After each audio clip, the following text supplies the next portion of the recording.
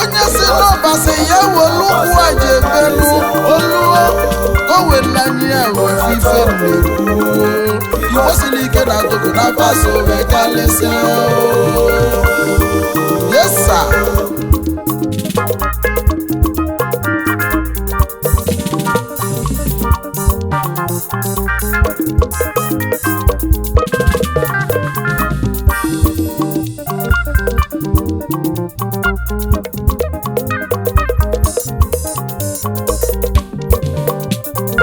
maka na ife ka anya mmadụ na-afụ n'ụwa ka tupu ọnụ mmadụ ewee bido kwunu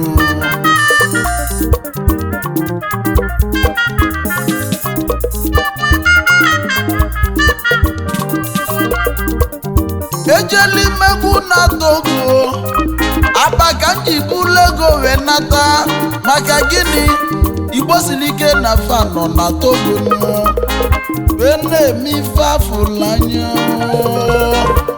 ego lulu n'ọba ego Igbo nọ na Togo na fa n'elu nọ ilu n'obodo fa n'ife fa lụrụ n'aka galila kalinu Chijioke onye ata n'ibulu okwu wee jebe ndị ọma gabazie nụ n'iru ndị asị jide kabaji na nke famela makanu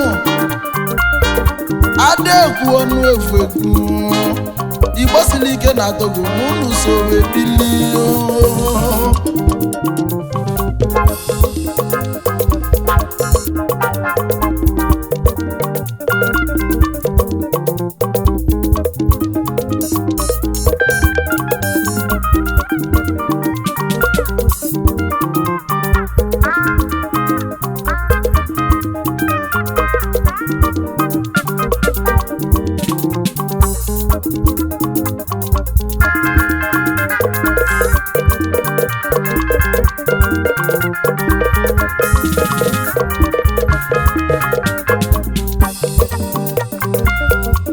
ọ na-emeje obodo ejebe n'isi ya mmadụ ka anyị chọrọ wee jebenu ka ilulu Togo na ụmụ Igbo nafa galila galinu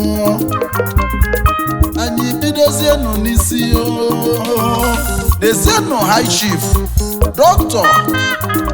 Dennis Chukwuemeka onye bụ mmụọ Ọkpata Ozuọra the national lord nke ndị Igbo na Togo Ọkpata Ozuọra 1 n'Aba ọzọ nwafe nna ezi nwa si Abeje double national lord ọnwa na-etili ụwa niile ụgbọ bụ mba nke Ibetemazụ a onye ọma na-ego ya karịrị akarị National Lord Odogwu ọnwa na-etiri ọra na baka ise jenu onye ọma na-ego ya karịrị akarị ọ na-emachi ọgba obodo ejebe n'isi ya ife imeli Chijioke ka m ji kwube maka iyi National Lord ọnwa niile eti eti ọnwa na-aba ọnwa na Togo na-ego ya karịrị akarị ife onye meli n'aka na ya ka ọnụmụ na-ekwu ọnwa niile eti eti keneli m dozi akwụghịnụ Chimisisi Joy onye bụ mmụọ ọdịbeze nwanyị ọma nwanyị kpọdụ aka n'ọkpa bilinu nnukwu nwanyị ọnụme egeneyi ogeli maliso dị ya n'enu ụwanụ ịnanya ọdịgoji ọgwụ anụ dị ya di na nwunye na fa bụ nwanne Ajifikenna na-akọ ikuku ọma nke ndị Igbo na Togo ikenga ndị Igbo niile nụ n'ikuku ọma onye ọma n'ọnụme ekene nnu ikuku ọma na Chijioke na-enye ya ekene nnu ọkasị akasị na Nnewi ịdị na nwata bata ego oyibo omifuku na Nnewi onye ọma n'iso bili onye ọcha ikemba ndị Igbo na Togo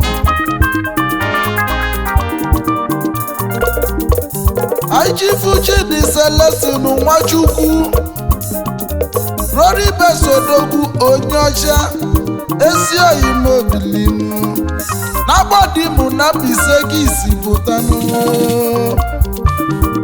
gị na odozi akwụghịnụ Lolo Gloria Nwachukwu nwanyị ọma etu onye dị ka ifi ya na dị Roribes onye ọcha n'ịdị mma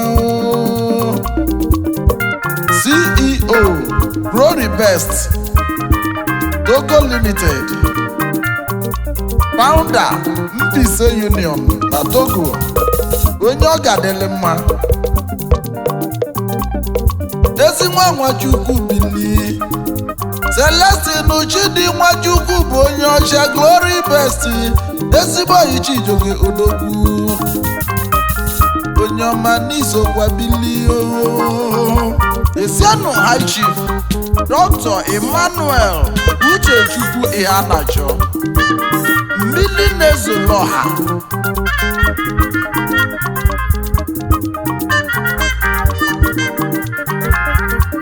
mmili zozo mmili na-ezoloha n'Igbo onye ego ide atọ gị ise jie n'Imo steeti mmili na-ezoro ọrụ Odogwu CEO Cross and Crown Group of Company Limited na Togo Odogwu na-ego ya karịrị akarị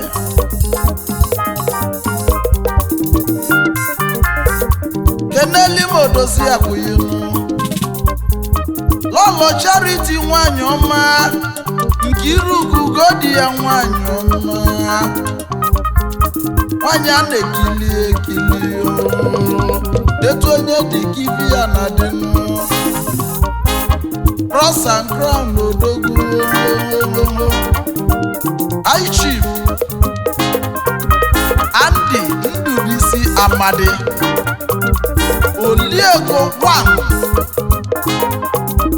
Oliego Nokego onye ọma si Mbaise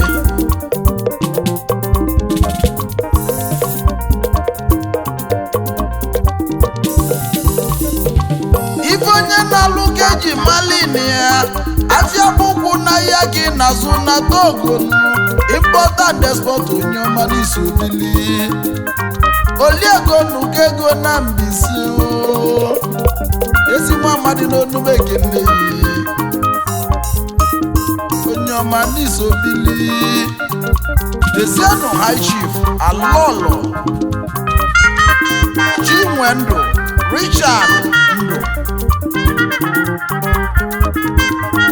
oke osisi eze nwa mmadụ 1 na Mbaise. Oke osisi dị n'iwu.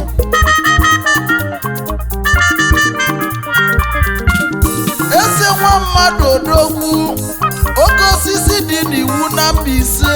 Odogwu balulu Chijioke nwenye atanile kene yi onye ọma. Etu onye se mege sekwu magi. Director, Favor of God, Motor Spare Parts. Ese best.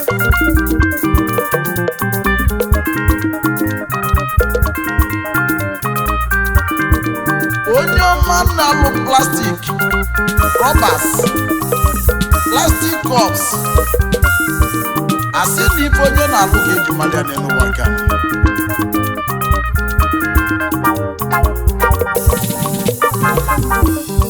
Ajivu nwa beze jee ndụ bilinu onye ọma n'iso bili.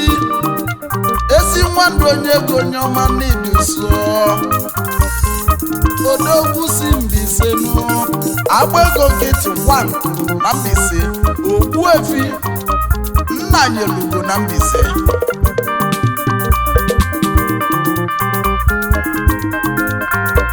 ETS Juneze Motor Spare Parts.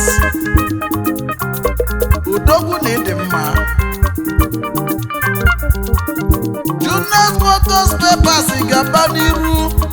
Ezi nwa ndụ n'iso bili. Ibe onye meli n'ụwa ka eji ekwu na gị. Ịgbasili ike na Togo si wee galisi. High Chief Cyril Igwilo CEO The Wealth International Limited, Chairman Omni Vision Optical Limited na Togo, and Chairman Great Hair Fashion Togo. Ugobuzo 1 n'isi nkwọ.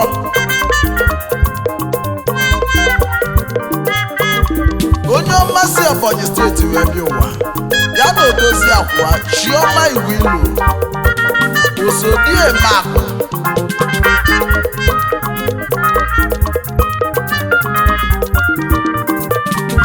IGF Igwe Osita bili.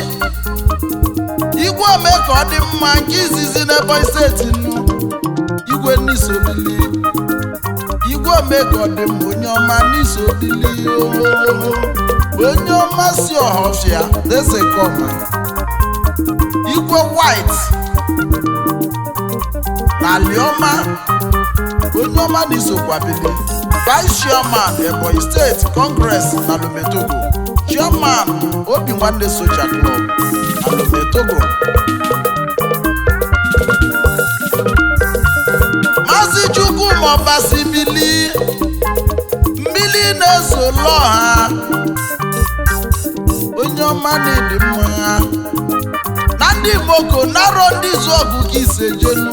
Odogwu abụrụkwa ma onye chio. Onye arọ ndị izu ọgụ onye ọma n'izu obili. Chuks Investment Limited, Chairman APU Lome Togo, Chairman Blessed Brothers International Club Lome Togo. Asgame International Market Lome Togo. Vice Chairman Idato Welfare Association na Lome Togo. Ajifele ya sobumnego keke. Ezi nwoke bilinu. Obumneke Chijioke nekene. Onye ọma n'ịdị mma. Chairman Chief Executive Officer Pounds and Dollar Conglomerates. Ozi Igbo Ndụ Home and Abroad.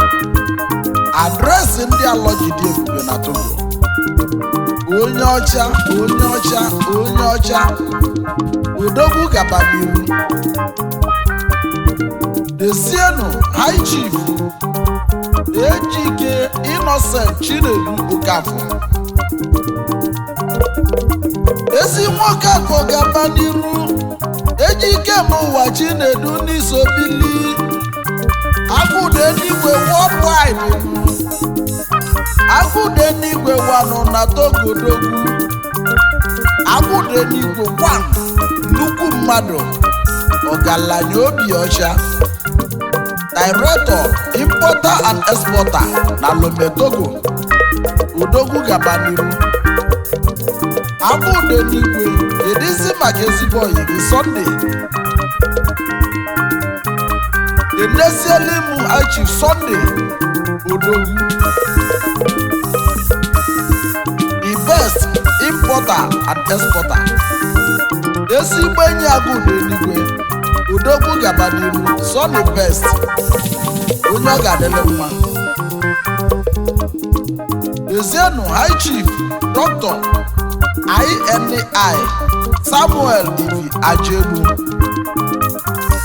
Abụmba ndị Igbo na Flawokota region na Ghana. Amadi Nkume Asaa Nwotusi Narochukwu. The custodian of culture and tradition of Arochukwu Ancient Kingdom na Togo. Onye ọma na-ego ya galila akara maka na abụmesi obi ike. Onye Rock Igbo Dogwu. Ezigbo ọgọ ma Arochukwu ka ise jenu. Chijioke onye ọma na-eje ya ekele nnu. Onye ọma n'ịdị mma. Ka ijenu, let's go.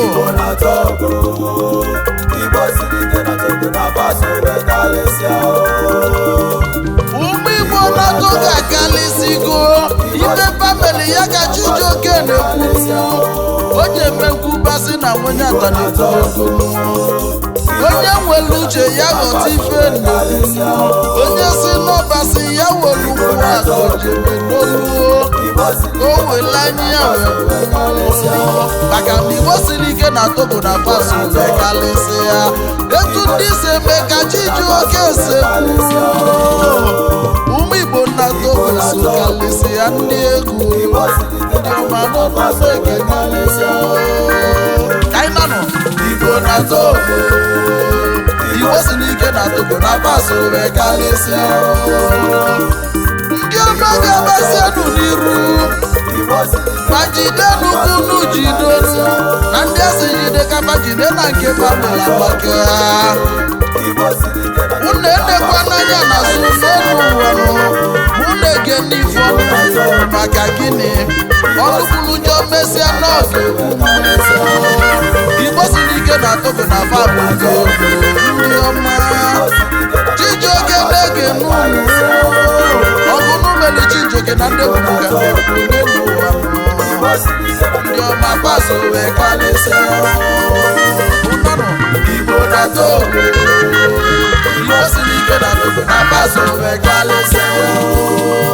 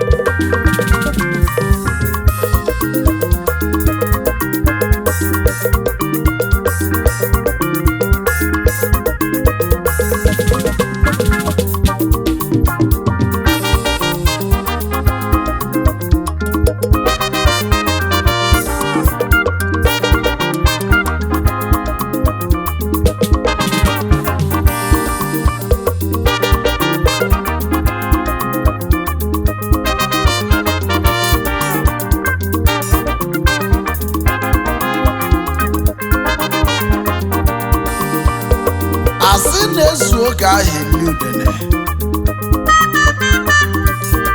Adọtụzie ngịganụ. Maka na ọ na-eme okenye tinye ụkwụ n'egwu. Ọ bụla egwu ndị ọzọ.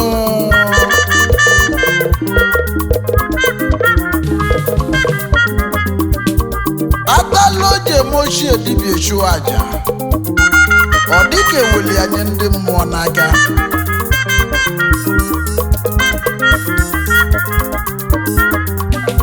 maka na ọgaranya jeli mba anụ juru akpa ọkwa ndị ọ na-enye enyekwala ya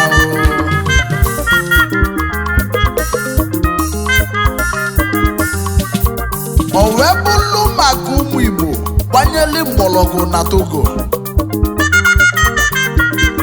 ndị aka siri ike na ndị na-eme ife afọlanya maka Chijioke Nwenyeatani na-ekwu maka ya aga m akọwalụ ụnụ maka fa maka anyị weliri ya nwayọọ nwayọọ na anyị na-abịanụ nkwa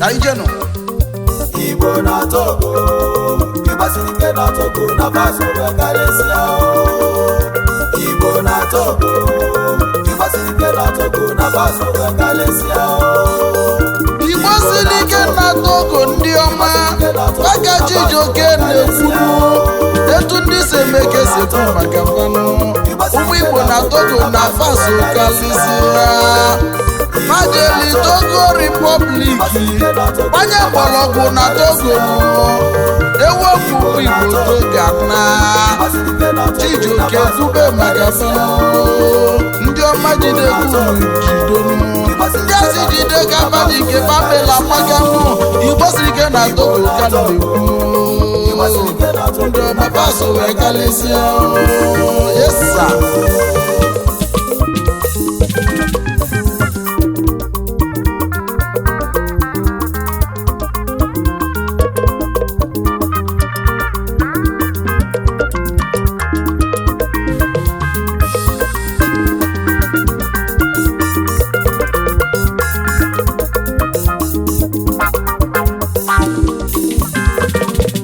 ebe anyị bidolu ka anyị kwụsịrịnụ ebe anyị kwụsịrị ka anyị ga-esi bidolu na mụ na ndị egwu m yi jee mana ụmụ Igbo na Togo kalịla akalịnụ ka anyị lu na anyị kwudolu mmadụ nụ ndị bala ego oyibo ndị mụ ife na ndị jele akwụkwọ kalịla akalịnụ mgbe ekwube maka Ezienu Chief Ụzọnna Ude Ogbunechendu 1 na Nash Ludi Enugu steeti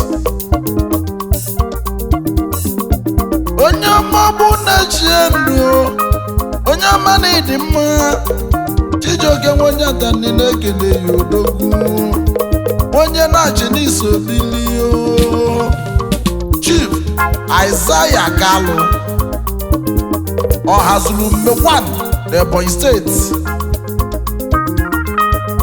Chairman Igbo Congress na Togo chapter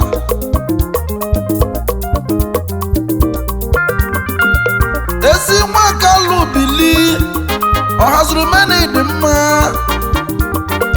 Ebonyi steeti ka iseji odogwu Chijioke na-ekele yinu ezi nwanne m bili onye ka nnekwu Obiachi na Daike Nwenyeatani odogwu onye Chimeleze Nwenyeatani bịa nwanne mmadụ abụrụ ọyị ya Obi Godo onye ọma n'izu obili Obi Godo Daike family na Ujadimegwu gị iseje na Atani nwanne mmadụ n'ịdị mma Chairman ndị ọgbaru na Lome Togo udogwu n'ịdị mma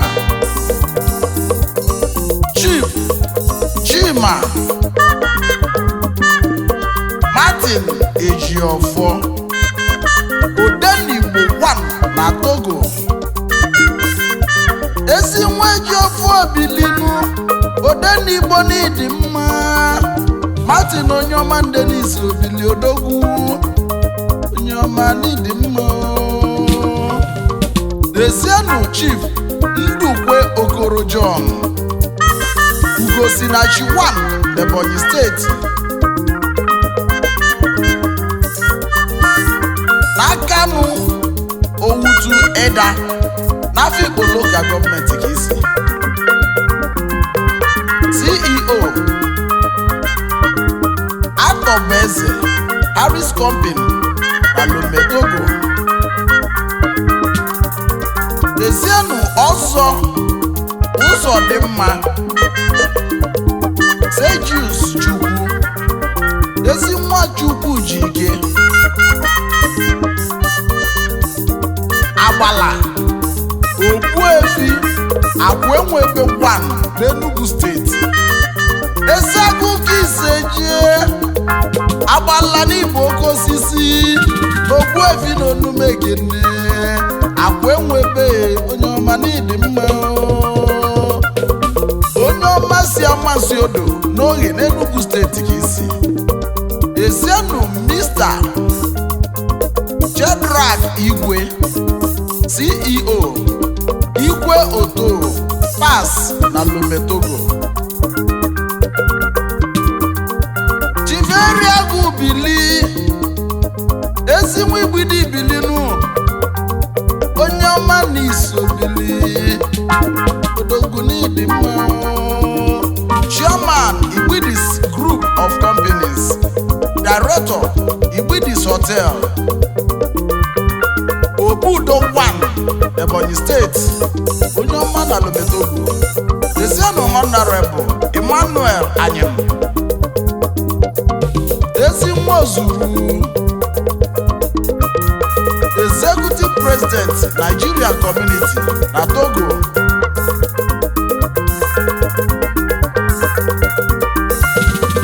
Deployment enyi nwa Bili ezi nweke n'iso Bili ezi nweke n'Onumegene Ugwumba 1 of Alaye Kingdom Odogwu enyi International Group of Company onye ọma ndị n'ịdị mma na Alaye n'Abia steeti ka iseje onye Alaye onye ọma n'iso Bili.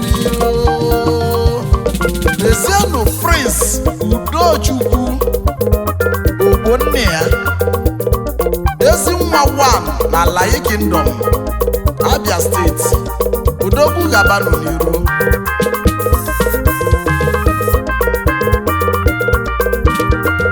Chief Augustine Ejindu Bili ezugo nke izizi Ogidi na Idemmili ka iseje na Anambra ezugo na anyị Ekene ezi nwa Ejindu n'iso Bili. Austin onye ọma Bili. Honorable Elder Gilbert Ụwa Ofigbo na Togo onye Isiagụ Ebonyi steeti. Ezi nwa si Chiagụ eje n'Ebonyi steeti ka isi bịa ezi nwa Ụwa Odogwu onye nwere ife onye ọma n'ịdị mma.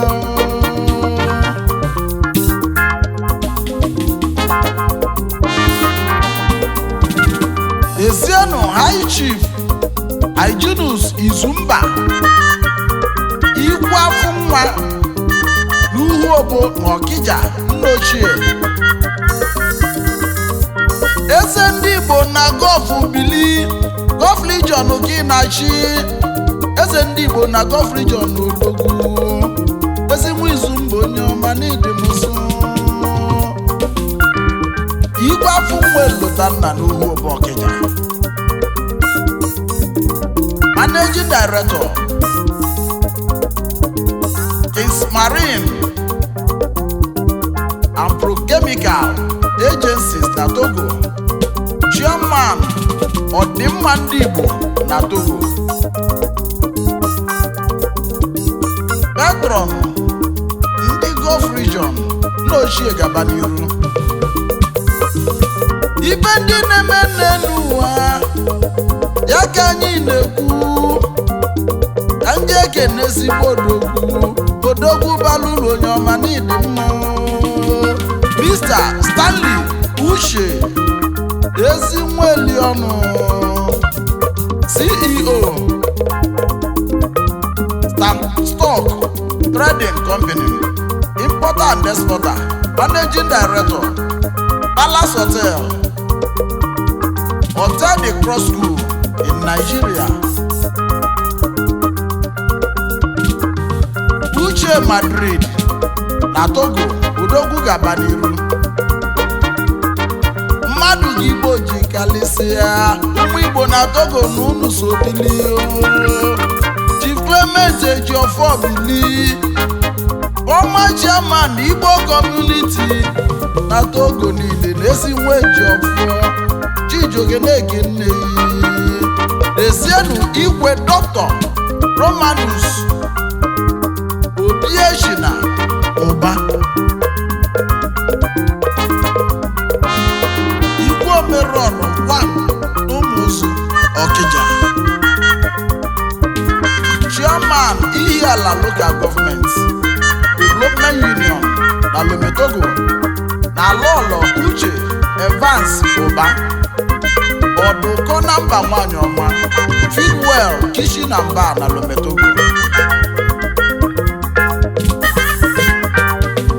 Chisa Tochukwu Ọgụeri onye ọmasị ihu obe Ọkịja nna ochie The Big Truck and Engine na Lome Togo ọ ya bụ ife eji mali ya ka ị na-atụnata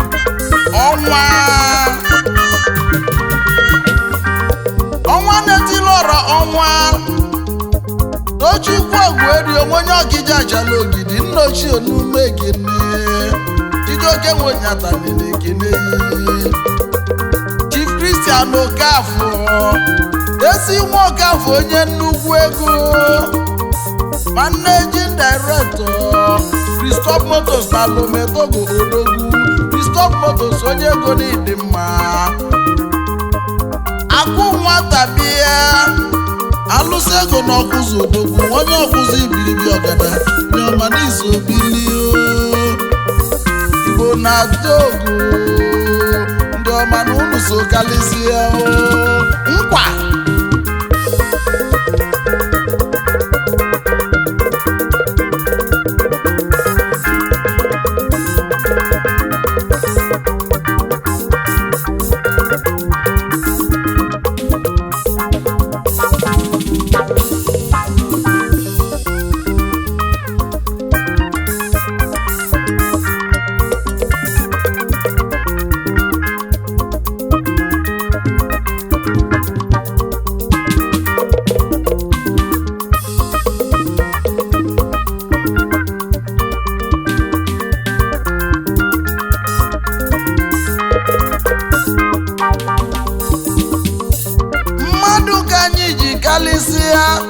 eji rọsọ ali ugwu onye ji ọsọ weligo ugwu ya mali na litu n'ọfịa larụ akwa eji ike weba afịfịa na-agba ya ogiligili ndị abalị ego oyibo basi ego wee kwuo ego nani opuo tata nafas obili n'ukwu osisi baka na-ezulike ndị ọma gabanụ n'iru ugbo na Togo dị n'ụlọ bụ ndị ego mkpa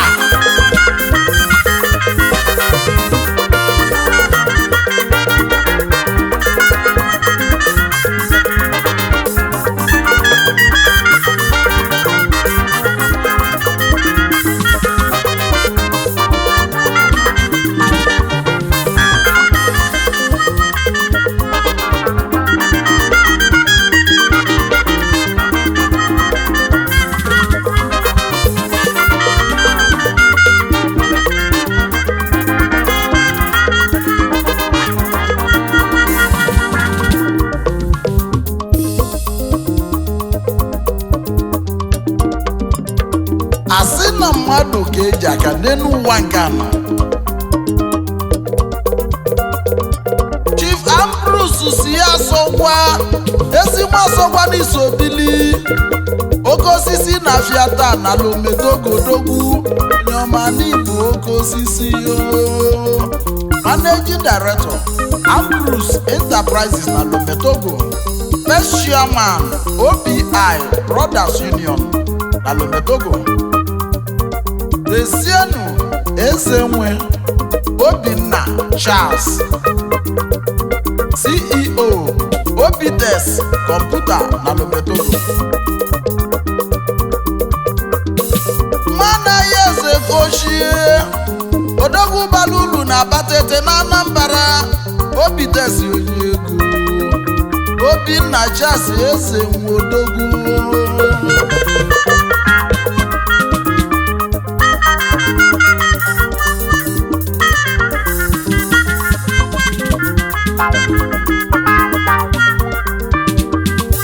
Chief Dr. Pascal Onyoma Chukwu Nwolu ezi nwa nwafọ ya Onyoma n'iso bili Akaji ọfọ na Aba Onyoma na Togo ka ibi ebi agbalụsịa ngene 1 na Aba agbalụsịa ngene na Togo adresị ndị Aba na Togo Chief Dr. Pascal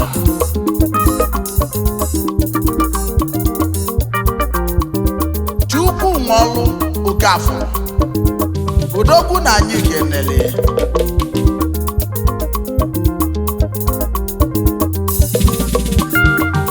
anyị ji ife onye ka Chukwu Paulinus ọfọ n'iso bili ezi nwafọ onye nwere ihe onwere ife oyim onye ka Chukwu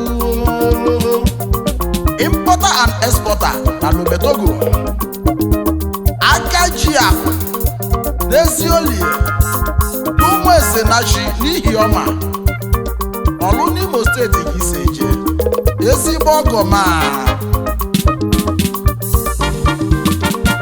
nwanyị ihe ọma bịa alụsị ego n'ụmụ Esenachi ka isi pụta n'ọlụ n'Imo steeti odogwu na iso bili Di Pascal onye ka Chukwu bili ụmụ Igbo na Togo kaijenu kaina Joseph iwe ka Ndụka ezi nwanne m n'iso bili n'ụmụ Daike atalika iseje onye Daike bụ mmilukwu nyilenyi nwanne mmadụ abụrụ ya Jomodogwu jem onye ọma bili nwanne mmadụ abụrụ ya nwanne Chijioke onye ọma n'iso bili Nigeria ka mụ na dị egwu m si bịa odigo onye mmadụ nke unu ga-eli akọkwa n'unu mana odu nwa mmadụ ji ife o mesịa ya dunali nne mụrụ ya maka na ejelu nọ ya bụ isi onye ataniga na oge ọzọ anyị anọli Igbo na Togo gbosiri ike na Togo na paso wee galesi ya ụka anyị nanụ Igbo na Togo Igbasiri ike na Togo na paso wee galesịa Igbo na Togo Igbasiri ike na Togo na paso wee galesịa Igbo siri ike na Togo Igbo gbanyere mgbọrọgwụ na Togo Igbo balegelisi na Togo ndị ọma ego n'ụlọ bụ osimiri maka gịnị osimiri ada atata onye atanire enye ụlọ ekele Igbo na Togo Igbo siri ike na Togo na paso wee galesịa ụnanụ Igbo na Togo Igbo siri ike na Togo na paso wee galesịa n'elu na anyị so galesịa anyị ga na Naịjirịa ebe anyị si bịa n'oge ọzọ na anyị ga